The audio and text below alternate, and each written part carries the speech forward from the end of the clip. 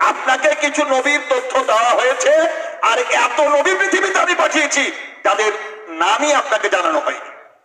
কোরআনে আল্লাহ কথা বলে দিয়েছেন নবীকে। সুতরাং সংখ্যা নির্ধারণের দায়িত্ব আমাদের নয়। আমাদের আকীদা হবে পৃথিবীতে পয়গম্বর এসেছে অসংখ্য, আমরা ঈমান আনি সবার প্রতি, আমাদের সংখ্যা নির্ধারণ করার কোনো প্রয়োজন নেই। আমানতু বিল্লাহি ওয়া মালাইকাতিহি ওয়া কুতুবিহি ওয়া রুসুলিহি। যত নবী রাসূল পৃথিবীতে আসছেন সব আল্লাহর পয়গম্বর, আমরা এটা স্বীকার করি।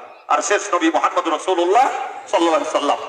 এরপরে দেখুন দুজন নবীর সামনে যে বলা হলো, লাকাদ কানা লাকুম ফি রাসূলিল্লাহি উসওয়াতুন হাসানাহ লিমান কানা ইয়ারজুল্লাহ ওয়াল ইয়াউমাল আখিরা ওয়া যাকারাল্লাহা কাসীরা। সূরা আহজাব 21 নম্বর আয়াত। দুজন নবীর সামনে আল্লাহ উসওয়াতুন হাসানাহ শব্দটি ব্যবহার করেছেন। এরপরে আসুন, কোরবানি বলতে আমরা কি বুঝি? আমরা যে কোরবানি দেই এটা কি?